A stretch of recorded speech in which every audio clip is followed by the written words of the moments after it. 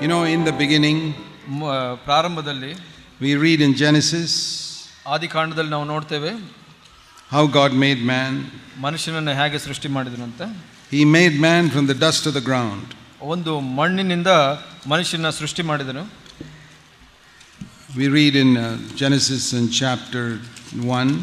ಮೊದಲನೇ ಅಧ್ಯಾಯದಲ್ಲಿ ನಾವು ನೋಡ್ತೇವೆ God, verse 127, He created man in His own image. ಇಲ್ಲಿ ದೇವರು ಮನುಷ್ಯನನ್ನು ತನ್ನ ಸ್ವರೂಪದಲ್ಲಿ ಉಂಟು ಮಾಡಿದನು ಅಂತ ನೋಡ್ತೇವೆ. And we read in Genesis 2 verse 7, ಎರಡನೇ ಅಧ್ಯಾಯ 7ನೇ ವಚನದಲ್ಲಿ how this man was made.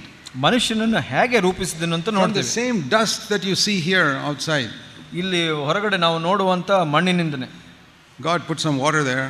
ಅಲ್ಲಿ ಒಂದು ಸ್ವಲ್ಪ ನೀರು ಹಾಕಿದ್ರು ದೇವರು. Made a mud. ಮಣ್ಣಿನ ಒಂದು ಇದು ಮಾಡಿದ್ರು. And He shaped a man. ಆ ಒಂದು ಗಡ್ಡೆಯಿಂದ ದೇವರು ಒಂದು ರೂಪನ ಸೃಷ್ಟಿ ಮಾಡಿದ್ರು. Can you picture that in your mind? ಅದನ್ನ ನೀವು ಚಿತ್ರಣ ಮಾಡ್ಕೊಳ್ಳಿ ಮನಸ್ಸಿನಲ್ಲಿ. God pouring some water on the mud. ಮಣ್ಣಿನ ಮೇಲೆ ನೀರನ್ನು ಹಾಕೋದು. He must have poured water because there's a lot of water in our body. ನೀರು ಹಾಕಿರಬಹುದು, ಯಾಕೆಂದ್ರೆ ನಮ್ಮ ಶರೀರದಲ್ಲಿ ನಾವು ಬಹಳ a lot of water in the blood. ರಕ್ತದಲ್ಲಿ ಕೂಡ ನೀರಿದೆ. So He poured water in the mud. ಆ ಒಂದು ಮಣ್ಣಿನಲ್ಲಿ ನೀರು ಹಾಕಿದನು. And mixed it up. ಅದನ್ನ ಕಲಸಿದನು. And He shaped a man. ಅದನ್ನ ಮನುಷ್ಯನ ಆಕೃತಿಗೆ ರೂಪಿಸಿದನು. Eyes and hands and everything. ಕಣ್ಣು, ಕೈ ಮತ್ತು ಇನ್ನಿತರ ಭಾಗಗಳು. I picture that in my mind, how He takes a little bit of mud and shapes the man. ನಾನು ಅದನ್ನ ಚಿತ್ರಣವನ್ನು ಮಾಡ್ಕೊಂತೀನಿ ಹೇಗೆ ದೇವರು ಅದನ್ನ ರೂಪಿಸಿದನು ಅಂತ. When He picks up one piece of mud, ಆ ಒಂದು ಚಿಕ್ಕ ಮಣ್ಣಿನ ಭಾಗ ತಕೊಂಡು, that's very hard. ಬಹಳ ಗಟ್ಟಿ ಇರುತ್ತೆ. Sometimes you find mud like that, very hard. ನಾವು ಮಣ್ಣು ಕೆಲವು ಸಲ ಆ ಥರ ನೋಡ್ತೇವೆ, ಗಟ್ಟಿಯಾದ ಮಣ್ಣಿರುತ್ತೆ. He tries to crush it. ಅದನ್ನ ಮುರಿಲಿಕ್ಕೆ ಪ್ರಯತ್ನ ಮಾಡ್ತಾನೆ. It won't crush, hard. ಅದು ಬಹಳ ಗಟ್ಟಿ ಇದೆ, ಮುರಿಯಲ್ಪಡ. What does He do? ಏನ್ ಮಾಡ್ತಾರೆ ದೇವರು? He just throws it away and takes some other mud. ಅದನ್ನ ಬಿಸಾಕಿ ಬೇರೆ ಮಣ್ಣನ್ನು ತಗೊಂತಾರೆ. And He makes a body. ಒಂದು ಶರೀರವನ್ನು ಸೃಷ್ಟಿ. Then He finds another hard piece. ಇನ್ನೊಂದು ಗಟ್ಟಿಯಾದ ಮಣ್ಣು ಸಿಗುತ್ತೆ. Tries to crush it. ಅದನ್ನ ಮುರಿಲಿಕ್ಕೆ ಪ್ರಯತ್ನ ಮಾಡ್ತಾನೆ. Won't crush, throws it away. ಇಲ್ಲ, ಮುರಿಯಲ್ಲ, ಅದು throws it away. Takes another mud. ಇನ್ನೊಂದು ಮಣ್ಣು. Finally the body is made. ಕೊನೆಯದಾಗಿ ಆ ಒಂದು ಶರೀರ And then ಸೃಷ್ಟಿಯಾಗುತ್ತೆ. it says in verse 7, God breathed into this mud. 7ನೇ ವಚನದಲ್ಲಿ ನೋಡ್ತೀವಿ, ನಂತರ ದೇವರು ಉಸಿರು Now the ಊದಿದನು. mud looked just like a man, just like me. ಮಣ್ಣು ಮನುಷ್ಯನಾಗೆ ಕಾಣಿಸ್ತಾ ಇರುತ್ತೆ, ಅದು ನನ್ನ. And then God breathed into his nose. ಅದರಲ್ಲಿ ಜೀವಶ್ವಾಸವನ್ನು ಊದಿದಾಗ ಮೂಗಿನಲ್ಲಿ suddenly he became a man. ಅದು ಆ ಮಣ್ಣಿನ ರೂಪ ಮನುಷ್ಯನಾಗ್ಬಿಡುತ್ತೆ. A little while ago he was just like the mud on the ground. ಸ್ವಲ್ಪ ಸಮಯದ ಮೊದಲು ಅದು ಮಣ್ಣಾಗಿತ್ತು. Now he walked away. ಇವಾಗ ಅದು ನಡೆದುಕೊಂಡು ಹೋಗುತ್ತೆ. What about those rest bits of mud which were hard, which God threw away? ಆ ಒಂದು ಗಟ್ಟಿಯಾದ ಮಣ್ಣು ಏನಾಯ್ತು? ದೇವರು ಬಿಸಾಕಿದ್ದು. They remained mud. ಅದು ಮಣ್ಣಾಗಿ ಅಲ್ಲೇ ಉಳಿತು. They had a chance to become a part of Adam's body. ಆ ಒಂದು ಆದಾಮನ ಶರೀರದಲ್ಲಿ ಇರೋ ಒಂದು ಅವಕಾಶ ಇತ್ತು. When God tried to crush them, they wouldn't be crushed. ಆದ್ರೆ ಅದನ್ನ ಮೆದುವಾಗಿ ಮಾಡ್ಲಿಕ್ಕೆ ಪ್ರಯತ್ನ ಮಾಡಿದಾಗ ಅದು ಮೆದುವಾಗ್ಲಿಲ್ಲ. Threw them away. ಅದಕ್ಕೆ ದೇವರು ಬಿಸಾಕ. They remained mud. ಅದು ಮಣ್ಣಾಗಿ ಉಳಿತು. But the other soft bits of mud became the body of Adam. ಬೇರೆ ಮೃದುವಾದ ಮಣ್ಣು ಆದಾಮನ ರೂಪವಾಗಿ ಆಯಿತು. This is how God is building the body of Jesus Christ today.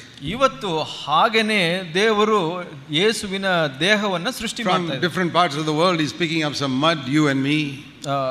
ನಾವು ನಮ್ಮ ಹಾಗೆ ದೇವರು ಮಣ್ಣನ್ನ ಕೂಡಿಸ್ತಾ ಇದ್ದಾರೆ. And He's building the body of Jesus Christ.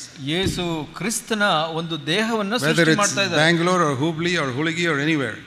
Bengaluru ಆಗಿರ್ಬೋದು, ಹುಬ್ಬಳ್ಳಿ ಆಗಿರ್ಬೋದು, ಹುಲಗಿ ಆಗಿರ್ಬೋದು, man, woman, children, ಮನುಷ್ಯರು, ಮಕ್ಕಳು, ಹೆಂಗಸರು. Picks up, say, I want to make this person a part of the body of Jesus Christ. ಈ ಮನುಷ್ಯನನ್ನ ನಾನು ಯೇಸುವಿನ ಕ್ರಿಸ್ತನ ದೇಹದಲ್ಲಿ ಒಂದು ಮಾಡಬೇಕು ಅಂತ ದೇವರು ಪ್ರಯತ್ನ ಮಾಡ್ತಾರೆ. Sometimes He picks up somebody who is proud.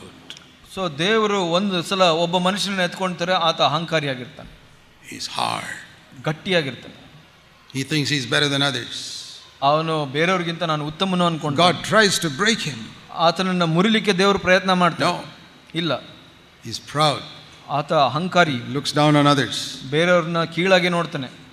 God throws him away. ದೇವರು ಆತನನ್ನ ಬಿಸಾಕ್ತಾನೆ. He's still sitting in the church in Hubli and Hulagi, no problem. Hubballi, Hulagi ಸಭೆಯಲ್ಲಿ ಕುಳಿತುಕೊಂಡಿರಬಹುದು. But God is not adding him to the body of Christ. ದೇವರು ಆ ದೇಹಕ್ಕೆ ಜನರನ್ನ ಕೂಡಿಸ್ತಾ ಇದ್ದಾನೆ. Today we can't find out who is part of the body and who is not. ಇವತ್ತು ನಮಗೆ ಗೊತ್ತಾಗೋದಿಲ್ಲ ಯಾರು ಕ್ರಿಸ್ತನ ದೇಹಕ್ಕೆ ಹೊಂದಿಕೊಂಡಿದ್ದಾರೆ ಇಲ್ಲ ಅಂತ. Everybody sings the songs and they all join together and pray and all that. ಎಲ್ಲರೂ ಹಾಡನ್ನು ಹಾಡ್ತಾರೆ, ಪ್ರಾರ್ಥನೆ ಮಾಡ್ತಾರೆ, ಹೇಳ್ತಾರೆ. One day Jesus will come. ಆದರೆ ಒಂದು ದಿವಸ ಯೇಸು ಬಂದು and the real body, like the real body of Adam, will go away. ಒಂದು ದಿವಸ ಆ ಒಂದು ಆದಾಮನ ದೇಹ ಹೇಗೆ ನಡೆದು ಹೋಯ್ತೋ ಅವತ್ತು ಎಲ್ಲ ಹೋಗ್ಬಿಡ್ತಾರೆ. And the bits of mud will still be left behind. ಹಾಗೆ ಕೆಲವು ಉಳಿದ ಮಣ್ಣು ಅಲ್ಲೇ ಉಳ್ಕೊಂಡಿರುತ್ತೆ. Yeah, it's going to be like that. ಹಾಗೆ ಆಗುತ್ತೆ. The body of Christ will go away. ಕ್ರಿಸ್ತನ ದೇಹ ಹೋಗ್ಬಿಡುತ್ತೆ. The bits of mud will remain. ಉಳಿದ ಮಣ್ಣು ಅಲ್ಲೇ ಉಳ್ಕೊಳ್ಳುತ್ತೆ. Why did God reject them? ಯಾಕೆ ದೇವರು ಅದನ್ನ ಬಿಟ್ಬಿಟ್ರು? Only one reason. ಒಂದೇ ಒಂದು ಕಾರಣ. They were proud. ಅವರು ಅಹಂಕಾರಿಗಳು. They thought they are better than others. ಅವರು ಇತರರಿಂದ ಉತ್ತಮರು ಅನ್ಕೊಂಡ್ರು. Cleverer than others. ಬುದ್ಧಿವಂತರು ಅನ್ಕೊಂಡ್ರು ಇತರರಿಗಿಂತ.